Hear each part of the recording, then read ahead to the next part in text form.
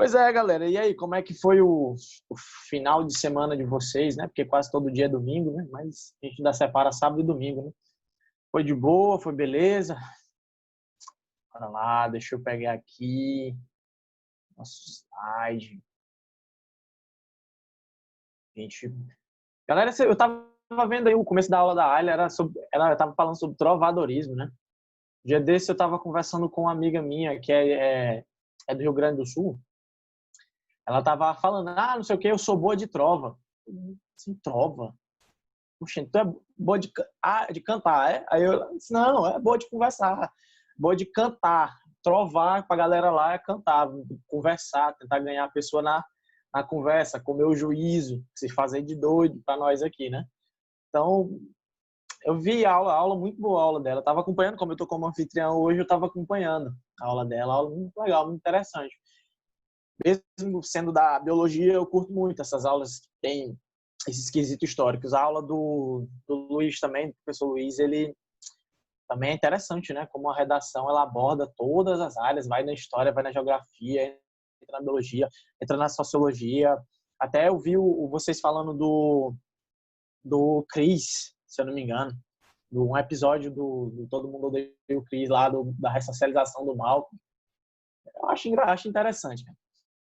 Acho engraçado. Bora lá, bora brincar. Vocês estão todo mundo me ouvindo? Eu nem perguntei, né? Tá todo mundo conseguindo me ouvir aí? Beleza, beleza. O áudio tá ok, né? Eu falei aqui, faz a hora que eu converso e esqueci de perguntar, né? Que se vocês estavam me escutando direito. Aí já vai que vocês não estão escutando, eu passei esse tempo todinho só falando só. Bora lá, galera. Bora brincar um pouquinho com a genética. Nossa, lindona.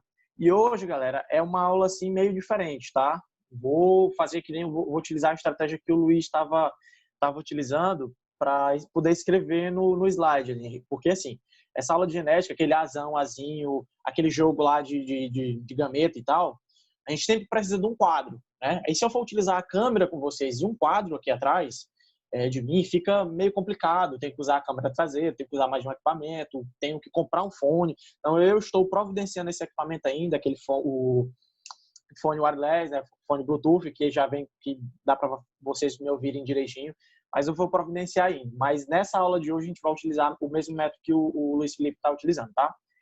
Vou compartilhar a tela com vocês aqui. Olha lá. Pronto. Todo mundo conseguindo. Deixa eu ver aqui, peraí. Ok.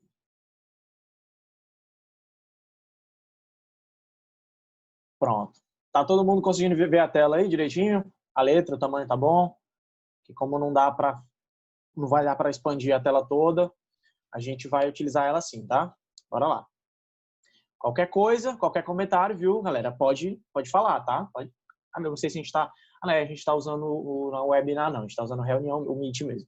Então, qualquer dúvida, qualquer coisa, vocês podem ligar o microfone, pode mandar mensagem aqui, mas arrocha. Beleza, bora começar. Galera, a gente viu a aula passada, né? A gente começou na aula passada vendo a história relacionada à genética, né? As bases, o que a genética trouxe, o que a genética precisa de ter base para a gente ter os estudos atuais, para ter todo o conhecimento atual estruturado hoje, né? E a gente viu a história, viu quem foi, viu as etapas, viu o estudo do cromossomo, o estudo das células. A gente viu lá a galera da Grécia Antiga, com Hipócrates, com Aristóteles, né? A gente viu a galera que descobriu como é que as células se dividiam, né? A mitose e a meiose, né? E a questão após disso os cromossomos, né? A descoberta dos cromossomos que estariam ligados à transferência de características, né? Os cromossomos, eles a primeira vez que foram ligados a essa relação foi durante essas pesquisas e foram comprovadas posteriormente, né? Aí, com o desenvolvimento das tecnologias, identificou-se que, além do cromossomo, a gente tinha uma escala menor, que seria o quê? O DNA, né? Que a gente teria os genes e por aí vai. Até um certo momento, o gene era o quê? Era uma ideia, era só uma especulação, era só uma hipótese. Posteriormente, foi comprovada com a descoberta do DNA lá pelo Watson, né? E a Rosalind Franklin e o Crick, né? Essa galera. Graças a eles, teve uma mudança, um boom, assim, uma explosão de conhecimento relacionados à genética e à biologia molecular, ok? Então, a partir daí, revisando o que a gente viu na aula passada, a gente vai iniciar agora, dando uma olhada, galera, sabem que no cromossomo, de novo, tá? Deixa eu voltar aqui a gente vai dar uma olhada no cromossomo em si, né? Ver aquela estrutura do cromossomo. O que é o cromossomo? É um composto de histonas que enrola-se sobre si diversas vezes, formando uma estrutura bem condensada, né? O que no mais seria isso, né? A estrutura do DNA, né? A nossa estrutura do DNA, que ela fica totalmente condensada, justamente com a função de proteção dessa informação, né? Ela vai disponibilizar essa informação para o quê? Para montagem de estruturas proteicas, no caso, durante o processo de transcrição, tradução e por aí vai, lá na biologia molecular, a gente tem o quê? A constituição das nossas proteínas, galera. Isso mesmo, a nossa informação genética ela vai codificar em quê? Ela vai codificar em proteína, ok? Então, basicamente, a gente tem que entender que a nossa informação genética está compilada nos nossos cromossomos, ok? De maneira bem condensada. Bora para frente, tá? Mas antes de tudo, a gente tem que entender alguns termos, tá, galera? Isso é uma leve revisão, uma pequena revisão. Muita gente já visualizou, já viu, já teve contato com todas essas palavras que eu listei para vocês aí. Só que o que foi que eu fiz? Eu trouxe isso em uma escala lógica, em uma linha lógica de raciocínio, ok? Primeiramente, vamos analisar esse cariótipo, ok, galera? O que seria esse cariótipo? Essa imagem aí que tem todos os cromossomos pareados, um do ladinho do outro, né? Então, esse cariótipo, galera, é o cariótipo humano, certo? O que a gente está visualizando aí? Está visualizando 22 pares de quê? De cromossomos. Os cromossomos possuem o quê? As nossas informações genéticas, nossos genes, ok? Nossas bases nitrogenadas, tá? Então, galera, o que a gente vai analisar? A gente pode perceber, primeiramente, tá? Que o ser humano, o cariótipo humano, né? A gente tem quantos cromossomos no total? 46. Isso mesmo que você pensou, a gente tem 46 cromossomos, ok? Quantos pares? 23 pares. Ah, professor, mas por que a gente coloca o cariótipo assim, todo separadinho, um do lado do outro? E por que a gente fala que são 23 pares? Justamente recordando lá da meiose, né? A da meiose, a da produção gamética, o que tu vai receber? Um par cromossômico de quem? Do teu pai e um par cromossômico da tua mãe, ok? Então, tu vai receber um par cromossômico, um cromossomo de cada um da geração parental, certo? Muito bem. Então, por que eles estão pareadinhos aí, justamente no cariótipo? Porque é um do pai e outro da mãe, tá? Então, eles possuem similaridades, possuem semelhanças, então, ou seja, que cada um possui informações genéticas que podem ser alélicas, tá? Que podem ser informações ligadas, tá? Daqui a pouco a gente vai entender o que isso significa, tá? Ou seja, se eu pegar aqui esses cromossomos e analisar qualquer informação genética em qualquer local desse cromossomo e analisar no seu par, a gente vai identificar estruturas bem semelhantes, ok? Então, por isso que há essa paridade entre os cromossomos, ok? E para a gente continuar analisando esse cariótipo, a gente tem que entender que há uma separação, uma classificação nesses cariótipos. E qual seria, professor, essa classificação nos cariótipos? Galera, do cariótipo, do par cromossômico 1 ao 22, a gente tem o quê? Os cromossomos autossômicos. Ah, professor, e o que é autossômico? Tá? De autossoma? Não, galera. Esquece isso aí. Bora lá. Os cromossomos autossômicos são responsáveis por codificar, tá? Por manter o código de toda a tua informação genética que vai ser expressada de todas as tuas características, exceto quais? Exceto as sexuais, tá? Mas cabelo, cor do cabelo, formato do olho, formato da orelha, formato da sobrancelha, tá? Cor da pele, altura, tamanho da mão, tamanho do pé. Galera, tudo relacionado a estruturas, características em si, vai estar inserida nesses cromossomos autossômicos. Ou seja, quando você estiver aí resolvendo aquelas questões, lá nas suas provas, no seu vestibular, lá no seu Enem, você visualizar uma questão. Ah, uma doença autossômica recessiva. Aí tu te pergunta, cara, o que é autossômica? Justamente essas informações que são codificadas do par cromossômico 1 ao par cromossômico 22, exceto o par cromossômico 23, que, nesse caso, é o cromossomo sexual. Ah, professor, então o cromossomo sexual é o par 23? Isso, corretamente. O par 23, ele é o cromossomo sexual. E o que é que esse cromossomo sexual vai expressar? Galera, literalmente os seus órgãos genitais, tá? Só isso que ele serve, basicamente, tá? E a partir da produção da expressão desses órgãos sexuais, vai desencadear o quê? A produção de hormônios que vai alterar fisicamente o seu corpo para características femininas, tá? X, e para características masculinas, XY, ok? E se a gente for analisar a questão do cromossomo sexual, então a gente tem um par cromossômico que é homólogo.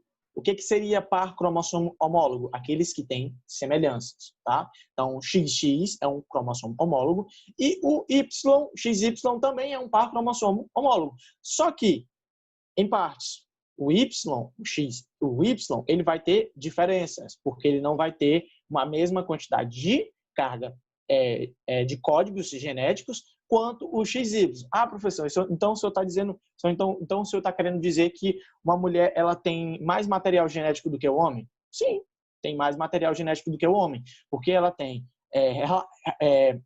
códigos genéticos relacionados à gestação, que o homem não tem. Tá? Então, são informações genéticas que são relacionadas ao desenvolvimento da gestação que o homem não vai possuir. Então, o Y, ele também tem características que a mulher ela não vai conseguir ter essas informações. E qual é? Justamente um dos genes que são colocados no Y é justamente o gene que vai realizar o desenvolvimento do saco escrotal e do pênis, ok? Galera, então a gente já viu que tem dois tipos de cromossomos, os autossômicos e os sexuais, que também podem ser chamados de quê? Heterossômicos, tá? Então, qual é a diferença básica dos cromossomos sexuais para os autossômicos? Autossômicos, ele vai gerar todas as suas características físicas em tal, cor da pele, altura, olho e tal. E os cromossomos sexuais, basicamente, vão estar restritos à relação do sexo, tá? A definição do sexo. Beleza? Além disso, galera, a gente tem que entender agora também a questão da localização dos genes, tá? Porque todos esses cromossomos que a gente está visualizando nesse cariótipo têm informações genéticas que estão localizadas nesses cromossomos, ok? E quando a gente fala de cromossomos homólogos, quando eu falei cromossomos homólogos, que vão ter pares cromossômicos, que vão ter informações genéticas que vão estar similar em cada par, em cada unidade do par, a gente pode entender que isso vai formar o quê, galera? Vai formar alelos, tá? São os alelos, vão formar esses alelos. Então quer dizer que se eu pegar bem aqui no par cromossômico 7, né, tem uma informação genética de uma característica determinada que eu não vou dizer, uma característica determinada X, uma característica X. Lá no cromossomo 7, no primeirozinho aí, tá? E vai ter uma no seu par 7? Vai. Agora, se eu pegar aqui, nesse cromossomo 7 aí, e analisar o cromossomo 1, vai ter informações genéticas que vão ser semelhantes? Não, não vai ter informações genéticas que vão ser semelhantes, tá? Então, os genes, eles se combinam justamente por essas estruturas, tá? E essa informação, galera, ela tem um local exato, tá? Ela tem um local exato. Os genes, eles têm um local exato no cromossomo. É um local físico, certo? Então, ó, se eu tenho um gene responsável por uma característica do olho puxado, de um formato do olho, esse mesmo gene que é responsável pelo formato do olho, se eu analisar o meu cariótipo e analisar o cariótipo de um chinês, de um japonês, de um coreano, de um australiano, ele vai estar no mesmo local, tá? Ou seja, todo gene que determina uma especificada características, ele vai ter o quê? um locus gênicos, abaixo de heterossômicos aí, galera. Locus gênicos. O que seria esse locus gênicos? É o local exato onde aquele gene está estabelecido, onde ele está localizado, certo? Então, o que seria o locus gênico, professor? O local físico onde está localizado o gene. E a gente sabe que o gene é uma sequência, né, que vai codificar uma proteína, certo? Então, galera, todo gene tem o seu local. E todo gene tem o seu par alélico, certo? Esse par alélico está no par cromossômico que aquele cariótipo está demonstrando. Ou seja, azão e azinho, como eu coloquei nesse exemplo para vocês aí, isso aí está mostrando uma relação de alelia, uma relação de que eles são alelos, porque eles possuem informações semelhantes, só que vão ter variações. Ah, professor, então há variações entre os alelos? Claro que há, senão não haveria essa grande variabilidade genética que a gente tem no nosso planeta. Ou seja, azão é uma sequência genética similar ao azinho. Só que mais à frente a gente vai entender que esse azão ele possui algumas características que vão de ser diferentes, vão diferenciar-se do azinho, tá? Então, o que isso significa? Que quando a gente falar de alelia, a gente pode falar de variação e pode falar de semelhança, ok? São informações que eu estou trazendo para vocês que eu, particularmente, não tive no meu ensino médio, tá? Então, eu trouxe essas informações, esse compilado de informações para vocês, justamente porque eu me perdia muito nessas informações no meu ensino médio. Toda vez que eu ia ver as questões, que eu tinha esse monte de palavras dentro de uma mesma questão, eu acabava me perdendo, tá? Então, a gente já viu que cromossomos, o que são os cromossomos autossômicos, o que são os cromossomos heterossômicos, o que são os cromossomos sexuais, né? A gente já viu o que? Locus gênicos, que é o local físico dos genes, e a gente viu a relação de alelia, que pode haver uma variabilidade, tá? Pode variar os alelos, e podem não, como o Bzão ali embaixo, galera. Bzão, eles não variaram, nem um Czinho, tá? Então, a gente pode perceber que há uma variação ou semelhança dos alelos, tá? E quando a gente verifica que há uma variação, galera, a gente chama ele de quê? Esses alelos. A gente chama esse gene de quê? Heterozigóticos. Galera, pense numa palavra linda que eu acho bonito. Heterozigóticos. Diferentes. De zigotos diferentes, né? Mas não é o sentido, não é esse. Não vá pelo sentido da etimologia da palavra. Pense bem em relação à diferença, tá? A diferença da variação do alelo, ok? Então, o que seria o heterozigoto? Nada mais, nada menos que o nosso azinho aí, galera. Nosso azinho, seria um indivíduo heterozigótico. Coloquei essa palavra um pouco mais à frente, híbrido, para vocês. E o que seria híbrido? A gente vai ter que se familiarizar com essas duas nomenclaturas. Por quê? Porque heterozigótico, galera, é uma palavra muito mais atual, mais nova, estipulada por novas pesquisas, novos pesquisadores. E a palavra híbrida, quem foi que trouxe para a gente, galera? Mendel, tá? Porque a gente vai estudar a genética mendeliana, tá? Então, a gente vai ter que utilizar muito essa palavra. Híbrido. Então, ou seja, se aparecer algum dia em alguma questão aí nos vestibulares para vocês, a palavra híbrido é a mesma coisa que o quê? Heterozigóticos, tá? Esqueçam aquela palavra que é híbrido lá da ecologia, que seria um animal híbrido. Não é esse sentido. O sentido de híbrido dessa situação, tá? É a situação do heterozigótico, tá? Do gene heterozigótico, ok? E quando há uma similaridade entre ambos alelos, tá? Eles são semelhantes, eles são iguais. O que seria, o que a gente chama ele? De homozigoto, tá? Eles são homozigóticos. Mendel utilizou qual palavra? Puro. Nossas ervilhas puras, tá? A gente vai já, galera, a gente vai já entrar nessas ervilhas aí, ok? Então, Mendel utilizou essa palavra puro também, da mesma maneira quando eu falei de híbrido para vocês, se a gente visualizar em alguma questão aí, tá? Ah, o animal ele tinha características puras. O que significa essa característica pura? São características de homozigoto, ok? Então, é um indivíduo homozigoto, ele é puro, tá? E quando a gente tem esse compilado de informação genética, galera, a gente tem o quê? Um genótipo, certo? Quando a gente tem todo esse compilado de informações genéticas, tá?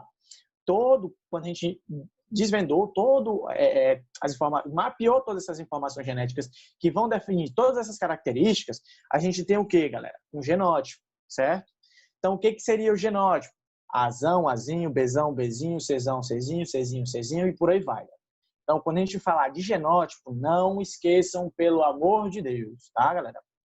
Genótipo, a gente está falando de genes. É muito simples, é só você associar a palavra ao gene, tá? Então, quando a gente fala de genótipo, a gente está falando de genes, tá? Informação genética. E o que seria o fenótipo, professor? Galera, o fenótipo é nada mais, nada menos que a expressão desses genes. Fenótipo é aquilo que você enxerga, é aquilo que você está visualizando, tá? Ou seja, meu fenótipo de cor, tá? Por mais que muita gente da minha galera, características observáveis, justamente, gente, são características observáveis, coisas que você consegue visualizar, tá? Então, são o nosso fenótipo. Por exemplo, a cor do meu cabelo. A cor do meu cabelo é preto, né? Preto. Tem muitos professores que dizem, não pode dizer a palavra preto, porque na realidade não existe a cor preto. Então, seria um castanho bastante escuro, é que nem um olho. Então, o meu olho é castanho escuro, o meu cabelo é castanho bastante escuro. Então, o que vai variar? A quantidade de melanina, né? A quantidade de melanina que vai estar disponibilizada. Só que isso é meu fenótipo. E esse fenótipo ele pode variar? Pode. Como é que esse fenótipo pode variar, galera? Se eu pintar bem aqui meu cabelo de branco, que eu estou pensando de platinar meu cabelo, próxima vez que eu for cortar ele. Se eu platinar meu cabelo, galera, ele vai ficar branco, não vai? Variei meu fenótipo? Variei. Agora meu genótipo. Meu genótipo variou? Variou, não. Então, o que pode variar, galera? Genótipo ou fenótipo? Fenótipo. Fenótipo pode ocorrer variação, sim. Ok? Se o genótipo não varia, quem que varia? O fenótipo, tá? A cor da pele, tá? Eu tô mais clarinho um pouquinho porque não estou saindo muito, né? Estou em casa, estou obedecendo a nossa linda quarentena, né? Logo porque também não estou estimulado muito a sair, certo?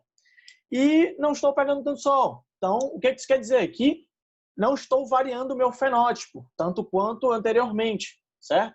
Então, a gente pode observar que o fenótipo ele vai ocorrer variações e o genótipo jamais. Só porque por mutação. Se ocorrer uma mutação, teu genótipo vai variar. Mas isso é muito raro, tá? E se ele variar, teu genótipo vai variar, aí o que vai acontecer com tua célula? Morre, tá?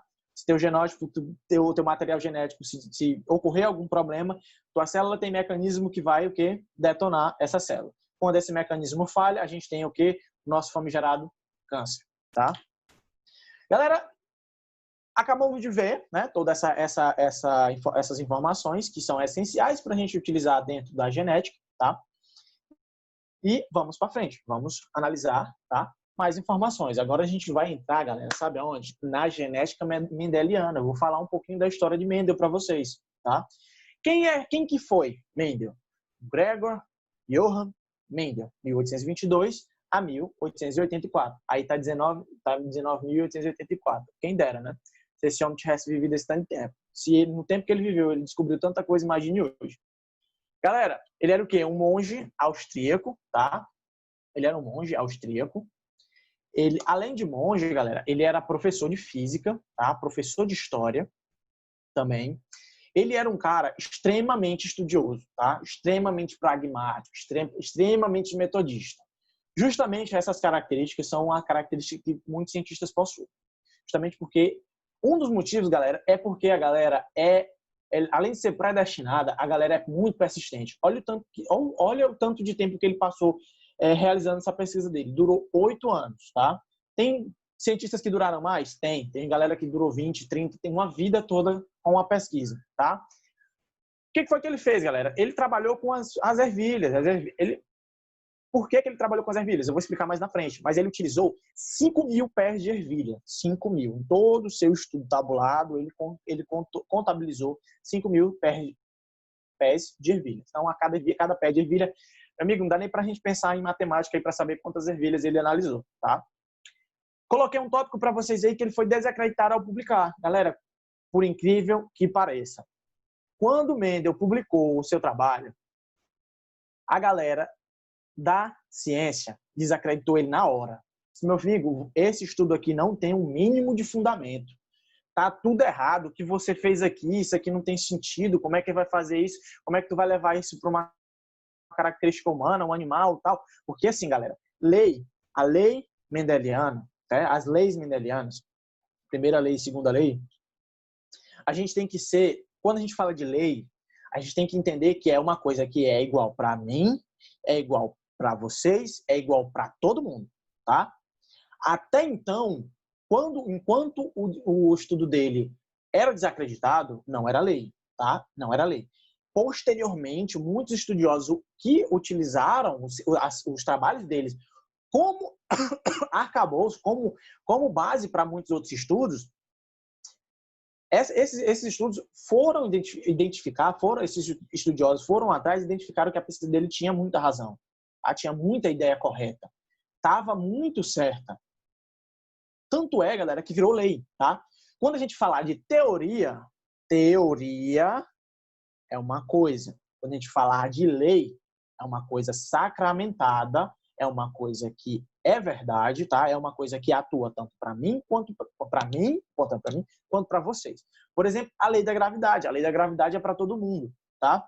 Se você leva uma topada tão forte que você cai no chão, é a mesma coisa, é a mesma lei que vai ser aplicada para essa tesoura, se eu soltar ela. A lei da gravidade, ela é igual para todo mundo, ok? Então, o trabalho de Mendel, ele ganhou notoriedade, tanta notoriedade, ele foi tão replicado, ele foi tão reestudado, ele foi tão testado, que ele foi aprovado por todos e se tornou o quê? Uma lei, tá? Quando é que um estudo se torna lei? Quando ele é comprovado ao máximo, quando ele é comprovado ao máximo, quando ele é testado ao máximo, e não tem mais nenhuma refutação. Então, meu amigo, você pode abater cabeça, você pode se estressar, você pode queimar seu cérebro, você pode fazer o que for. Mas quando se tornou lei, tá? Se tornou lei, aquilo ali ele é irrefutável. Então, a gente sabe que a genética mendeliana, a lei mendeliana, ela é uma lei irrefutável, tá? Bora pra frente, galera. Bora andar mais um pouquinho, tá? Basicamente, galera, a gente vai estudar a primeira lei, certo? Primeira lei de Mendel. Qual foi a primeira lei dele? Mas antes disso, a gente tem que entender um pouco mais do seu trabalho. Ele utilizou o quê, galera? Ervilhas verdes e amarelas, certo? Ele utilizou ervilhas verdes e amarelas. Eu vou ter que colocar isso aqui na apresentação para a gente analisar devagarzinho, tá? Vou passar um pouquinho aqui e voltar para... Pronto, beleza. Ele utilizou, galera, as ervilhas verdes e amarelas. Tá? Por que ele utilizou essas ervilhas verdes e amarelas? Porque era mais fácil, tá? Era uma coisa mais simples de se utilizar. O ciclo de vida dela era curto, tá? Então era rapidinho ali, ele nascia, morria, reproduzia. E características que ele poderia verificar, tá? As características que eles poderiam verificar eram mais palpáveis, eram mais visuais, como a rugosidade, como a cor, a textura. Então, essas estruturas, galera, eram coisas simples. Então, ou seja, às vezes tem muitos trabalhos que a gente vê aí, bem robustos, tá? Que não trazem muitas informações relevantes. Gregor Mendel, há anos atrás, há mais de 100 anos atrás, ele trabalhou com o quê? Com ervilhas. Uma coisa muito simples, uma coisa muito fácil, e acabou virando lei. Então, galera, ele trouxe essas ideias hoje, e a gente estuda hoje como lei, porque é uma coisa que é aplicada para todo e todo mundo, tá? Bora lá. O que foi que ele fez basicamente, galera? Ele cruzou, né? Ele ao verificar o cruzamento das ervilhas que ele fazia, ele pegava ervilhas amarelas, né? E polinizava as ervilhas verdes. Ok, ele começou a misturar ali. Aí ele viu que nascia ervilhas amarelas e algumas verdes, né? Mas sempre em quantidades variadas. Ele disse, rapaz, o que está acontecendo? Bora lá, bora analisar aqui, bora ver aqui, bora com calma. Rapaz, eu quero reproduzir agora só ervilha amarela. Então, o que eu vou fazer? Eu vou pegar os pés de ervilha amarela e cruzar com os pés de ervilha amarela. Vou polinizar amarelo com amarelo. Ele ia lá, polinizava ele mesmo, amarelo com amarelo. quando nascia o pé, né? Quando nascia as ervilhas, nascia ervilha amarela e verde. Aí o que ele fazia? Ele fertilizava, né? Lá a ervilha amarela, crescia outro pé. Ele cruzava de novo, ervilha amarela com ervilha amarela. Ele foi cruzando ervilha amarela com ervilha amarela com ervilha amarela, até o momento que ele conseguiu ter uma produção de ervilhas, de só ervilhas amarelas, ok? Todas as ervilhas que nasceram amarelas. Pronto. O que foi que ele encontrou, galera? Encontrou um indivíduo puro, tá? Ele encontrou um indivíduo puro, certo? Ele encontrou esse indivíduo puro, o amarelo puro. Fez isso com as verdes? Fez isso com as verdes. Cruzou verde com verde, verde com verde, verde com verde, até encontrar um pé de ervilha que só produzisse ervilha verde. Pronto. O que ele encontrou, galera? A geração parental pura. Ok? Coloquei o Pzinho aí na frente. Geração parental pura, tá? Amarelo puro, verde puro. Certo? Vai cruzar esses dois indivíduos. Cruzou, polinizou os dois indivíduos. O que foi que ele encontrou primeiramente? Antes dele encontrar a F1, que é a prole desse cruzamento, 100% amarela, ele pensou, rapaz, eu vou cruzar agora amarelo puro com verde puro. O que será que vai acontecer? Será que eu vou encontrar verde e amarelo de novo? Aí ele se surpreendeu, que foi que ele encontrou 100% das ervilhas puras. Ele ficou, meu Deus, e agora? Rapaz, e agora? O que foi que aconteceu aqui? Eu cruzei verde com amarelo, nasceu só amarelo. Mas antes eu tinha cruzado amarelo com verde, nasceu os dois. E agora, depois que eu purifiquei a ervilha, agora nasceu só amarelo. Aí ele ficou sem entender. Disse, rapaz, peraí, o que eu vou fazer agora? Eu vou cruzar a minha F1. Eu vou intercruzar a minha F1. Eu vou cruzar meus indivíduos dessa prole, porque só tinha amarelo, ok? Aí o que foi que ele fez? Cruzou F1 com F1, ok? E o que foi que ele encontrou, galera? Ele encontrou uma proporção, tá?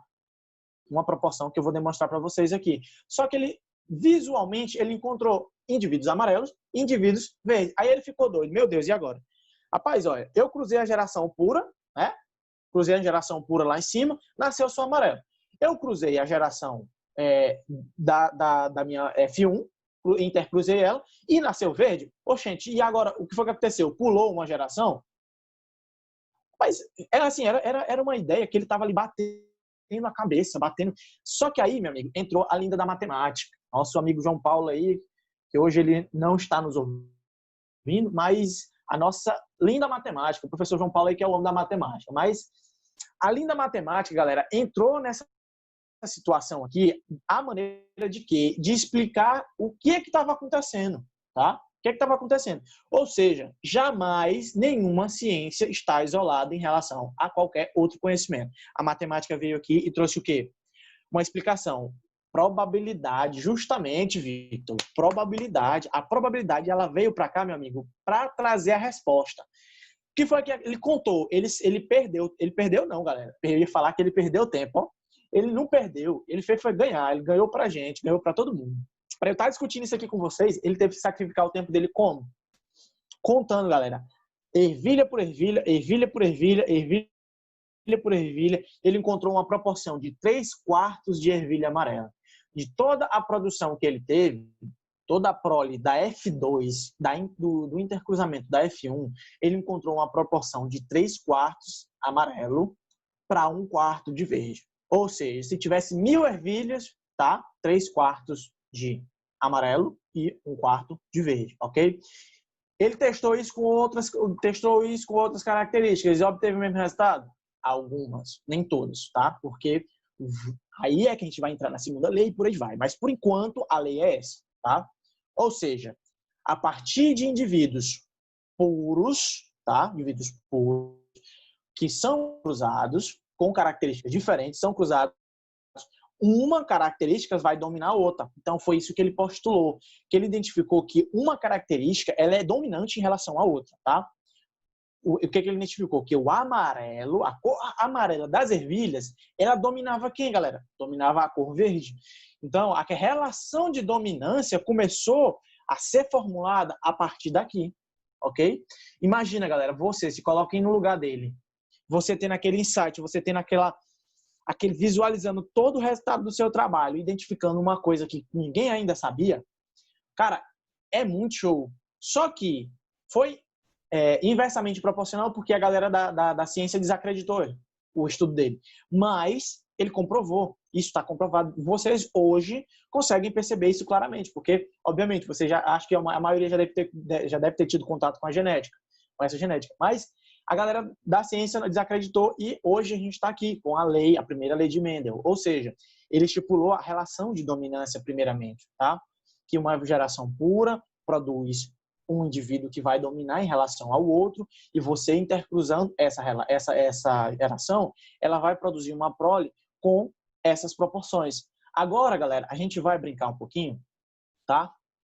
Em relação a entender como é que isso funciona, tá? Como é que isso funciona? Bora lá. E eu vou sair de novo aqui do modo apresentação para a gente brincar um pouquinho aqui. Deixa eu perguntar para vocês. Vocês estão visualizando o ponteiro do mouse? Tá, dá para ver, né? Vou selecionar aqui. Vocês estão vendo? Tá dando para ver a seleção? Tá, né? Ok. Tá dando para ver a seleção direitinho aí? Quando eu selecionar aqui?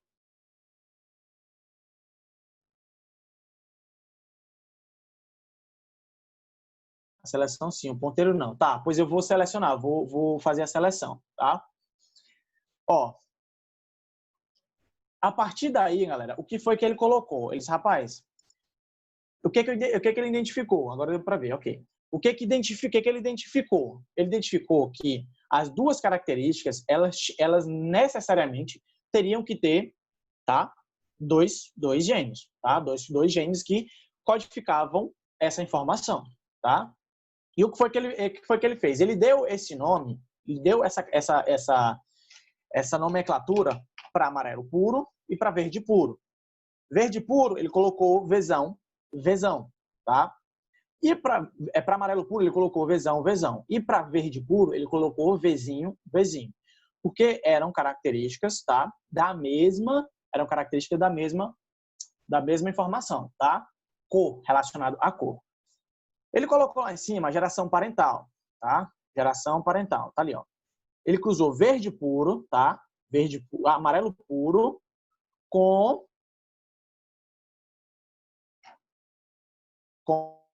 verde puro, certo? Cruzou os dois ali.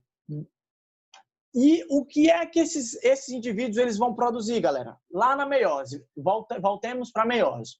Eles vão mandar seus gametas, né? Vão mandar seus gametas.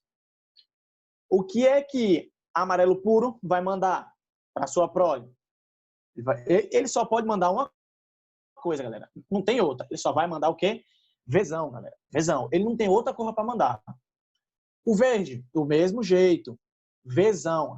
Vzão, do mesmo jeito. Não tem outra coisa que ele vai mandar, ele vai poder mandar, tá? E a partir desse momento, quando esses gametas se juntarem, eles vão formar o quê? Um indivíduo heterozigótico, tá? Vai formar um indivíduo heterozigótico. Esse indivíduo heterozigótico, ele vai ser o quê? A geração F1, tá? E na geração F1, ele fez o quê? Ele fez um intercruzamento da geração F1, Vzão, Vzinho, indivíduo heterozigótico. Agora eu pergunto para vocês, galera, de cara aí, sem pensar. Vzão, Vzinho aí, qual é a cor desse indivíduo? Respondam para mim.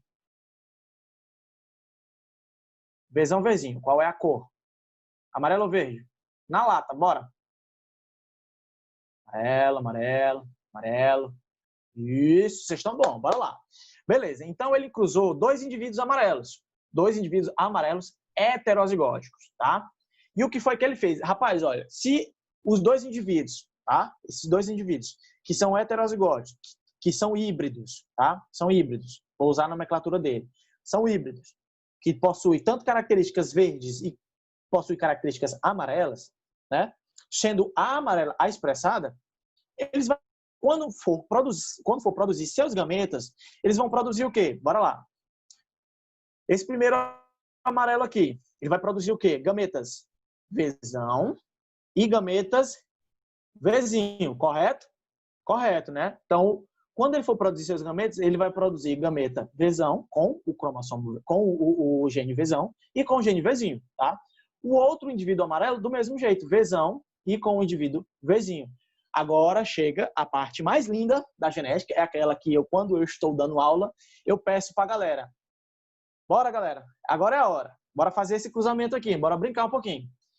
A gente vai cruzar esse indivíduo, fazer esse cruzamento gamético. A gente vai fazer o quê? Cruzar e fazer igual aquele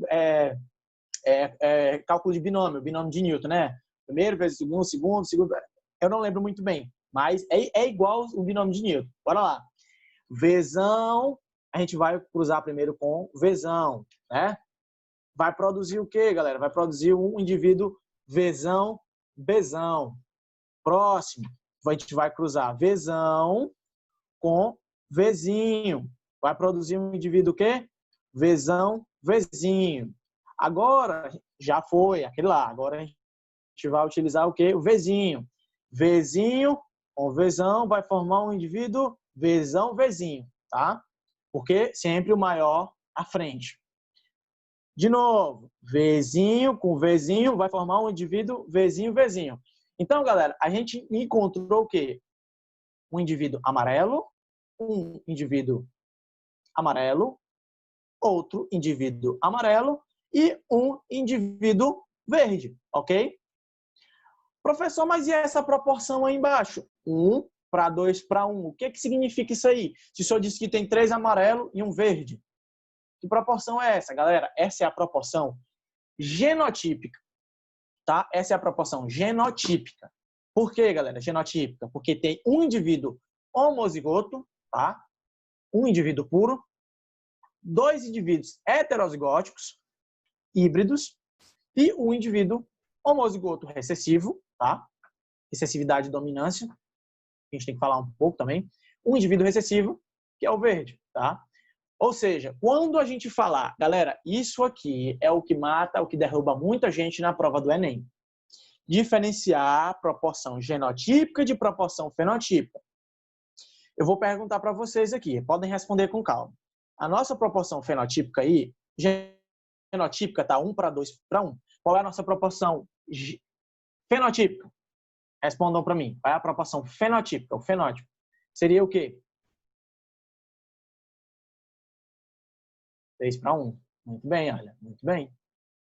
3 amarelos, né? 3 amarelos para 1 verde. Muito bem, galera.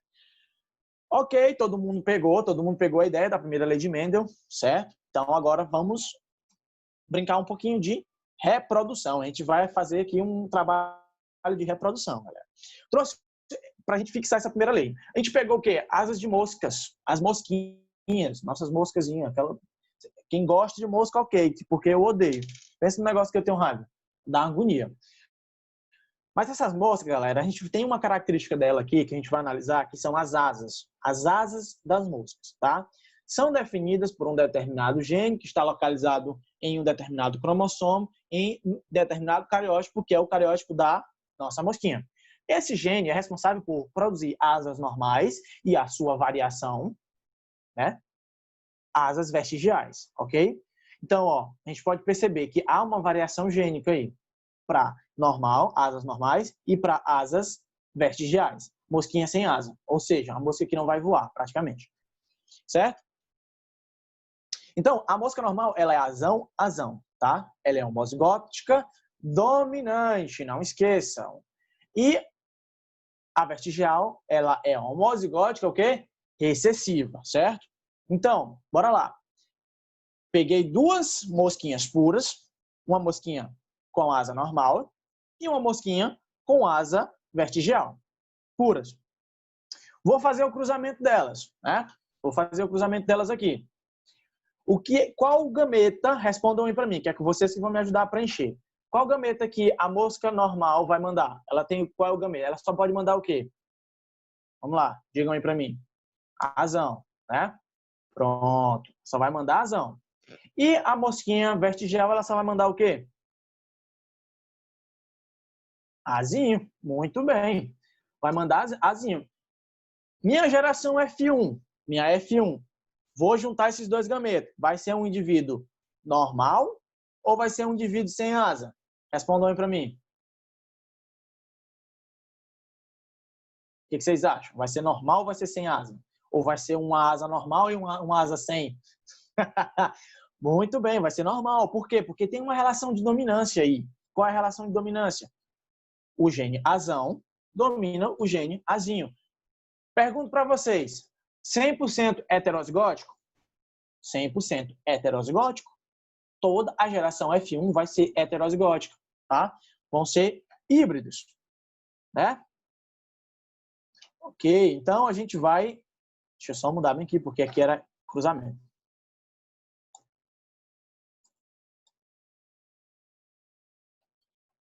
Cruzamento da F1. Azão, azinho, cruzar com azão, azinho. Beleza. Vamos fazer separação gamética.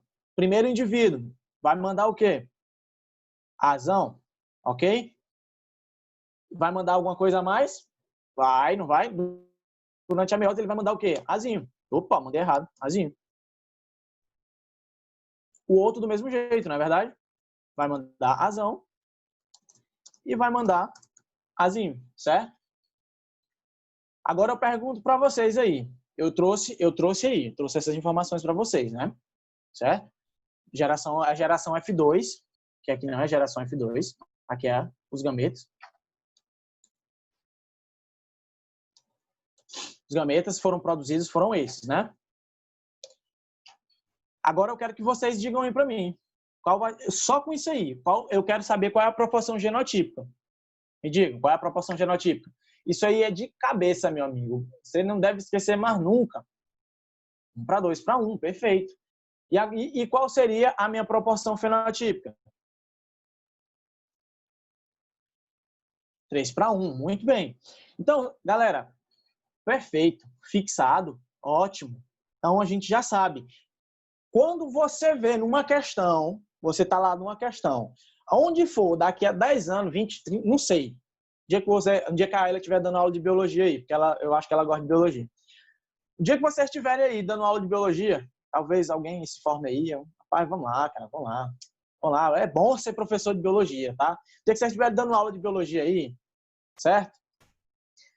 Quando vocês forem produzir questão, ver alguma questão, quando vocês verem essas proporções 1:2:1, proporção genotípica 1:2:1, proporção fenotípica 3:1, pode bater o martelo. Qual é a lei? Respondam aí para mim, qual é a lei? Primeira lei de Mendel, certo? Não pense nem duas vezes. Não pense nem duas vezes. Quando você vê essa proporção, você já bate o olho e mata. Primeira lei de Mendel. Vi aquela proporção na questão? Primeira lei de Mendel. Vi a proporção 3:1, lei de Mendel. Primeira lei de Mendel. 1:2:1, primeira lei de Mendel. Ok? Bora para frente. Certo? Tá aí. Proporção fenotípica e proporção genotípica. Perfeito. Lá nas ervilhas, 3:1. Proporção genotípica, 1:2:1. Certo? Na mosquinha aí embaixo, asas normais, 3:1. Asas vestigiais, no caso 1, né? Tá repetindo. Genotípica, 1:2:1. Ou seja, é lei, meu garoto, é lei. Serve para mosquinha, serve para ervilha. Alguns genes do nosso corpo servem também, porque vai obedecer essa primeira lei, tá? Algumas características do nosso corpo vai obedecer a primeira lei. Nem todas, porque tem outras variações, outras coisas que a gente vai estudar ainda, tá? A gente vai ver muito bem. Mas, primeira lei de Mendel, morreu, galera? Primeira lei de Mendel? Espero que sim. Espero que vocês tenham compreendido direitinho. Agora, vamos brincar um pouquinho, tá? Com uma questão bem elaborada para vocês. Muito bem elaborada, tá? Bora fazer a leiturinha dela aqui. E a gente vai resolver alternativa por alternativa, justamente para fixar tudo que a gente acabou de ver, tá? Agora, como? Analisando uma alternativa, analisando uma questão. Galera, vocês conhecem essa doença, fenilcetonúria? Conhece? Alguém conhece essa doença? Fenilcetonúria. Vocês já ouviram falar? É uma das doenças... Pois é, tem o, se eu não me engano, o Suárez, que é jogador do Barcelona, ele é um dos maiores contribuidores, tá, financeiros para pesquisas relacionadas Sim, tem a ver. É identificado nos primeiros testes, tá? Quando a gente é bebê. É uma ausência de um aminoácido essencial que não é produzido, tá? É uma doença genética que durante a nossa produção, lembrando bem, bora fazer uma revisão aqui, tá? De biologia molecular. Nosso gene, ele vai codificar uma informação. Essa informação codificada, né? Ela vai se tornar o quê? Um RNA, tá? Esse RNA, ele vai ser traduzido em quê? Em uma proteína, tá? Essa proteína, ela pode ser montar o quê? Um aminoácido, pode montar o que for, tá? Pode montar um monte de coisa, tá? Montar várias coisas. A proteína vai montar tudo que tem na nossa constituição, certo? Lá né, a pessoa que nasce com essa doença, ela vai nascer com um defeito genético, justamente porque ela vai ter uma ausência de, se eu não me engano, um aminoácido essencial. E esse aminoácido essencial, na hora de se montar as proteínas, ela não monta corretamente e dá esse problema, tá? Então, se eu não me engano, o Suárez, que é o jogador do Barcelona, ele é um dos principais contribuintes financeiros, tá? Para o banco que estuda essa doença, tá? Que tenta resolver os problemas e ajuda pessoas que nascem com esse problema. Ou seja, a questão ela traz, é uma doença que tem herança autossômica recessiva. Vocês já sabem o que é autossômico, não é? Não é relacionado com os cromossomos sexuais. Tá do cromossomo 1 ao par 22, ok? Beleza. Recessiva, azinho, azinho, certo? Não. Azinho, azinho não, galera. Recessiva, lembrem da relação de dominância, tá? Relação de dominância. Então, tem o normal, né? Se ela é uma doença autossômica recessiva, ela é uma doença que ela, em comparação ao seu normal, ela possui recessividade. Ela só se expressa em dupla, tá? Em dupla homozigose, ok? Então, ela tem que estar em homozigose recessiva, tá? Para poder se expressar. Considere a prole de um casal heterozigótico. A gente já sabe o que é heterozigótico, tá? Quanto à mutação que causa a doença. Beleza? Galera, vai uma dica para vocês aí. Qualquer questão de genética que vocês forem resolver, usem um lápis, pelo amor de Deus, e risquem assim embaixo, ó. Façam um risquinho embaixo. Quais são as palavras que eu digo para vocês aí riscarem? Herança autossômica recessiva, casal heterozigótico, tá? Pronto. Isso são as duas informações básicas que você vai necessitar dessa questão, tá? Então, o que as questões de genética têm essas tem essas características específicas, tá? Essas características específicas. Por exemplo, essa traz essas duas informações que são extremamente essenciais para poder resolver a questão, tá? Vou fazer a leitura rapidinho de novo para a gente não se perder. A fenilcetonúria é uma doença que tem herança autossômica recessiva, passei o tracinho embaixo. Considere a prole de um casal heterozigótico. Tracei casal heterozigótico, passei o tracinho embaixo. Quanto à mutação que causa a doença? Vem as alternativas. Letra A. Qual a probabilidade de o genótipo da primeira criança ser igual aos de seus genitores? E, galera, bora lá, bora analisar aqui. Trouxe a tabelinha para a gente brincar aqui, tá? Bora lá. Qual é a probabilidade de o genótipo da primeira criança ser igual aos seus genitores? Eu coloquei a resposta para vocês aqui sem querer. Lá na alternativa, já diz que os pais são o quê? Heterozigóticos. Então, eles são azão, azinho, azão, azinho, certo? Ok? Beleza. Então, galera, vamos fazer a separação gamética de novo. Sei que é meio chato, mas serve para fixar. O pai vai mandar o quê? Azão, né? E vai mandar azinho. A mãe vai mandar o quê? Azão. E vai mandar azinho, certo? Fazendo esse cruzamento da geração F1, que são da prole dele, né? A geração F1, vamos montar aqui quais as probabilidades, né? Quais os possíveis genótipos, que a gente está falando de genótipo aqui primeiro, quais os possíveis genótipos que a gente consiga identificar. Vai formar azão, né? Azinho, azão, azão, né? Cruzando azão com azão, vai formar azão, azão. Azão com azinho do segundo, vai formar um indivíduo heterozigótico, certo? Deixa eu só tirar essa marcação aqui. Rapidinho. Sem coisa. Pronto. Vai formar azão, azão, azão, azinho. Agora vamos fazer o cruzamento do azinho. O primeiro par, azinho com azão vai formar um indivíduo azão. Opa, foi mal. Tá claro que às vezes ele dá esse problema. Azão, azinho, certo? E por último, azinho, azinho. Galera, isso aqui tem que ficar na mente de vocês na hora que vocês verem cruzamento heterozigótico.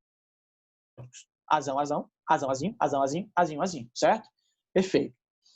Galera, proporção aí. Proporção genotípica primeiro. 1 para 2 para 1, certo? Agora, qual é a resposta? Qual a probabilidade de o genótipo da primeira criança ser igual ao de seus genitores? Qual é, galera? Digam para mim. Qual a probabilidade? Respondam para mim.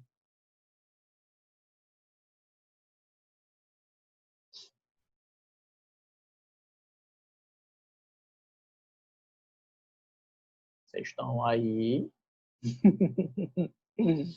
Qual a probabilidade, galera? Sim, sim. 50%, certo? 50%. 50% a gente pode utilizar esse número, tá? De outra maneira. Como? Um quê? Ó, a gente tem o quê? 4 probabilidades, ok? Isso, Vitor, o meio. A gente tem 4 probabilidades. Eu vou fazer vocês usarem, assim, pensarem como. A gente tem 4 probabilidades, azão, azão, azão, azinho, azinho, azinho, azão, azão, certo? Ele quer saber qual a probabilidade de nascerem azão, azinho, heterozigóticos. Tem 2. De quantas possibilidades? De 4. Ficaria 4 sobre 2, né? Certo? Só que a gente tem lá nossas regras da matemática, que quanto mais simplificado, melhor. Né? Então, seria o quê, galera? 1 meio. Todo mundo pegou a ideia aí? Quem não tiver pego, não se preocupe, pode dizer assim, professor, explique de novo. Todo mundo ok? Todo mundo aí conseguiu compreender por que que deu 1 meio? Show, Emerson, show, Miriam, ok, Vitor, Jaim, ok.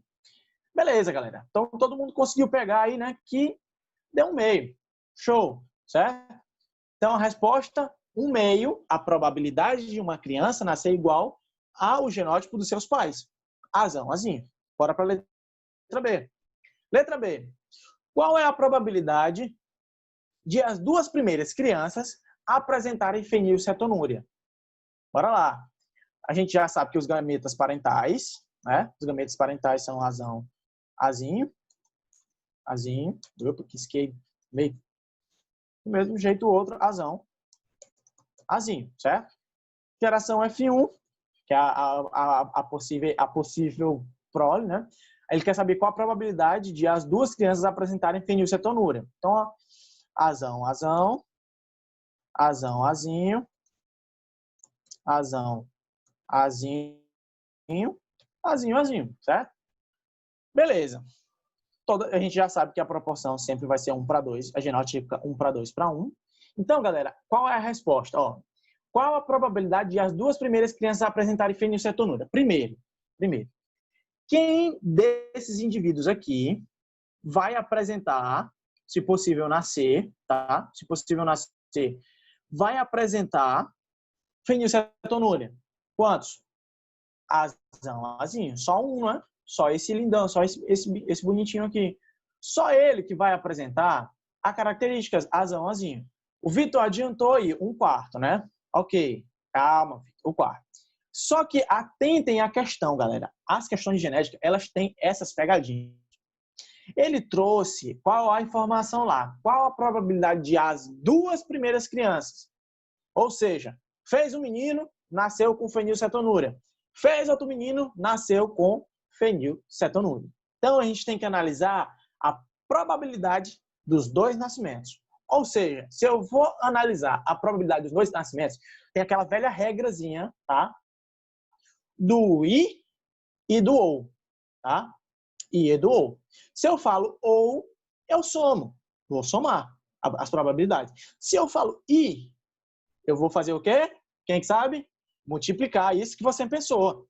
Então, galera, o que eu vou fazer? Eu vou multiplicar a probabilidade das 2. Por quê? Porque ele está falando das 2 primeiras crianças, do nascimento da primeira criança e da segunda criança.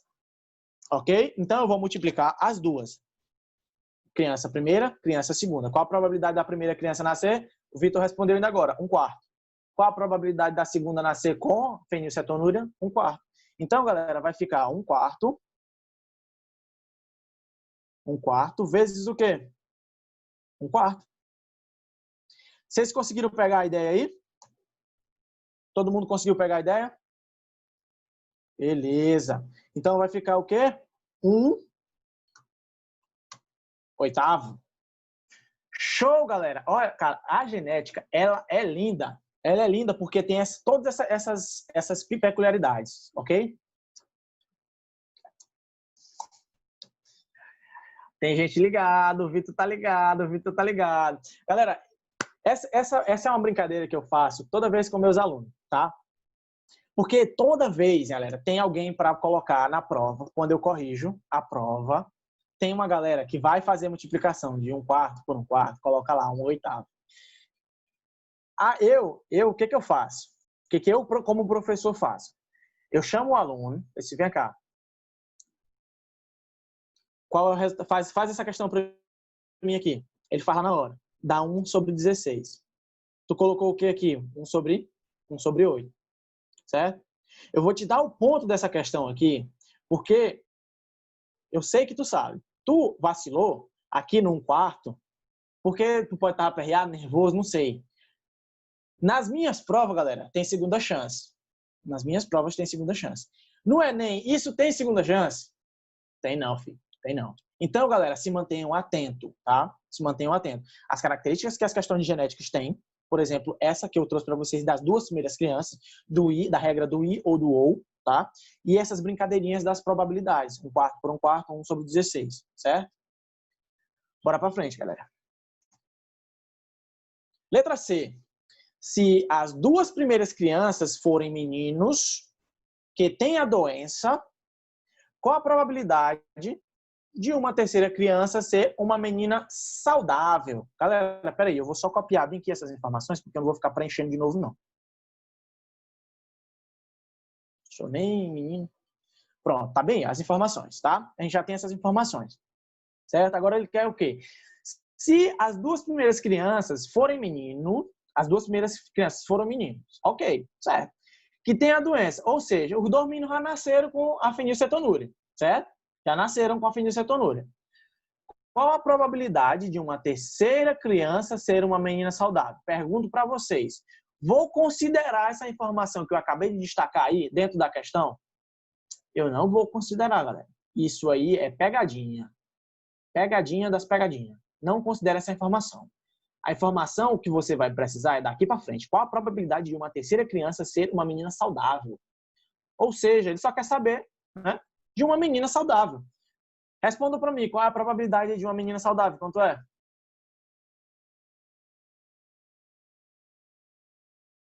3/4. Ok, galera.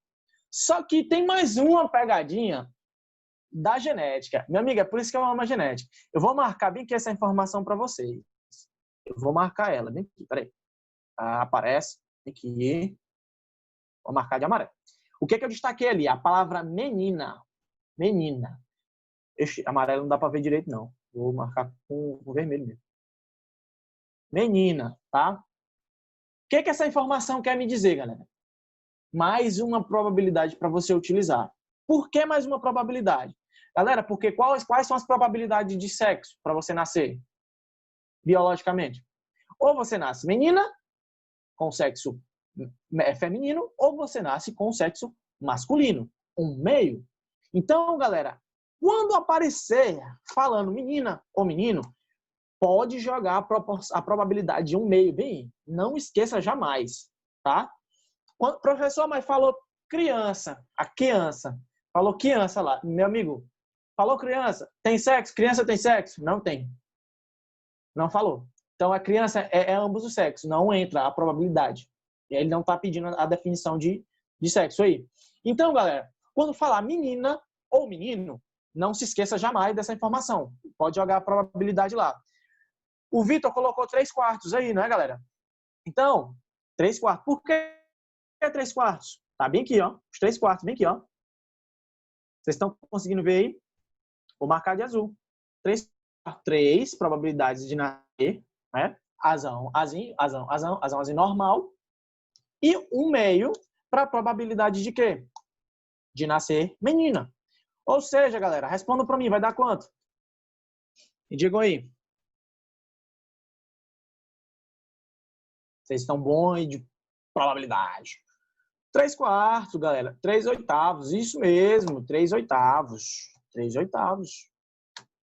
Ok? Dá para simplificar mais do que isso? Dá não, então vai ficar 3/8, certo?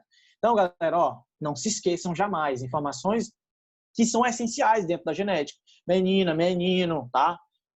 Heterozigótico, homozigótico, dominante, recessivo. Não esqueçam, gravem essas informações, tá? Ajuda muito na hora de resolver as questões. Bora para a letra D, tá acabando. Então, é a última, para encerrar.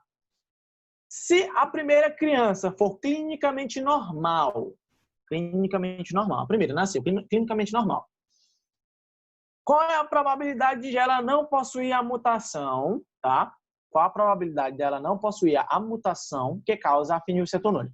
Primeiro, pergunto para vocês, qual dos dois aqui, dos dois alelos, causa a mutação? É o Azinho, certo? Então a gente já sabe, quem causa a mutação? O Azinho. Tem a probabilidade de causar a mutação, tá? Bora analisar as informações de novo. Se a primeira criança for clinicamente normal, ela nasceu normal, tá? Ela não tem a doença. Qual a probabilidade de ela não possuir a mutação? O que isso quer dizer? Dela não possuir quem? O Azinho, certo? Então, ele está perguntando qual a probabilidade da criança que nasceu não possuir esse Azinho, certo? Respondam para mim aí. Vocês já se garantem? Vocês já estão aí 100% na genética? Me digam. 3/4. 3/4, 1/3. Pô, Vitor! Calma aí, Vitor! Deixa a galera responder, pô. Ó, eu trabalho, galera. Não tenham jamais o medo de errar. Sabe por quê? Calma, deixa aí. A Jaine já se ligou, Já tá, ó. A galera já tá pegando.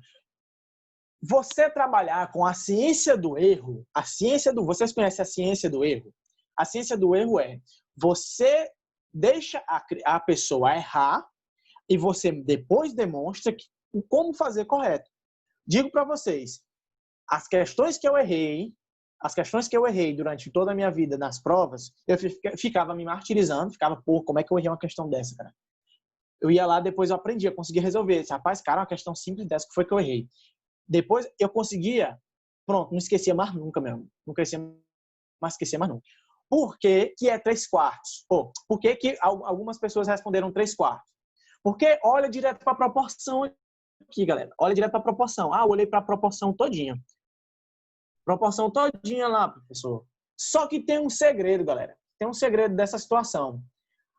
A criança aí já nasceu. Se ela já nasceu normal, ela vai poder ser azinho? Não vai, galera. Ela nunca vai ser azinho.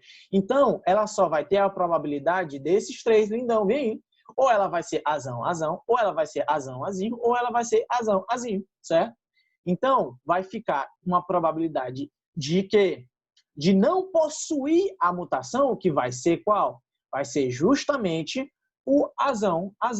Uma probabilidade entre 3. Então, seria 1/3, né? 1/3, certo? Meu amigo, a genética, ela é linda, meu amigo. A genética é maravilhosa. Galera, todo mundo se ligou, né? Quando você vê uma questão dizendo, ele já nasceu, qual a probabilidade dele não ter a mutação? Pronto. Vou fazer uma pergunta para vocês. Se a criança nasceu clinicamente normal, qual a probabilidade dela ter fenilcetonúria? Ter a doença? 0! 0! Cara, eu sou apaixonado por genética. Desculpa, eu me empolgo um pouco, tá? Mas, galera, por hoje foi isso. A gente viu a primeira lei de Mendel. É por isso show, galera. A genética é show, tá? Por hoje a gente viu isso, viu a primeira lei. Próxima aula a gente vai entrar com a segunda lei de cabeça, tá? Sem meio termos e vai resolver questão. Porque sem resolver questão, genética não dá certo, tá? Ou seja, recomendo para vocês que resolvam questão